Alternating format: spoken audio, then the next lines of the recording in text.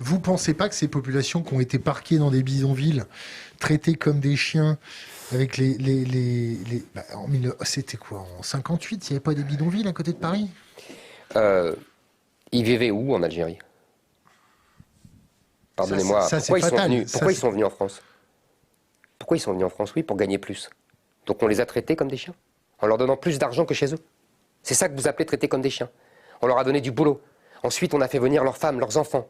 On avait sauvé leurs enfants, parce que c'est la médecine française qui sauvait leurs enfants. Je vous rappelle que moi, mes ancêtres étaient en Algérie, et on mourait du choléra et du typhus comme pas un. Hein. Ça tombait comme des mouches. C'était ça l'Algérie. C'était un cloaque. C'était des marais incessants, et la France a assaini tout cela. La médecine française a permis à ces gens qui étaient 2 millions d'habitants en 1830 d'être 10 millions en 1962 et 40 millions aujourd'hui.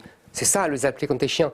On les a fait venir, on leur a donné les allocations familiales, on leur a permis d'aller à l'école, on leur a permis d'apprendre la langue française, la magnifique littérature française. On les a mis dans des HLM alors qu'ils vivaient dans des gourbis. C'est ça que vous appelez traiter comme des chiens. On les a remis dans des gourbis, non? Non, non, non, non, non, non, non, pas du tout. Les HLM ont été transformés par des gourbis par la population elle-même. Hein. Quand il y a une population autre, les HLM sont impeccables. Et il n'y a pas de dégradation et il n'y a pas de vol. Bon, alors arrêtez avec ça. On ne les a pas maltraités du tout. D'ailleurs, je discute avec beaucoup de Maghrébins, en particulier les Kabyles, qui le savent très bien. La France a été bonne fille et bonne mère et très généreuse. Et on ne les a pas parqués. On les a mis dans des HLM où nous étions, nous, les pieds noirs.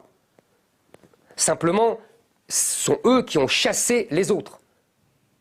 Ils ont chassé les autres parce qu'ils ont été... D'abord, ils ont imposé leur mode de vie, comme là-bas, et en plus, il y a eu des bandes maghrébines qui ont commencé à faire la loi, à voler on disait à l'époque, les autoradios. C'était le vol des autoradios, ça a commencé comme ça, dans fin des années 70. Donc moi, j'avais toute ma famille dans les banlieues. Je sais exactement ce qui s'est passé, je l'ai vu. Hein. Donc ne me racontez pas d'histoire.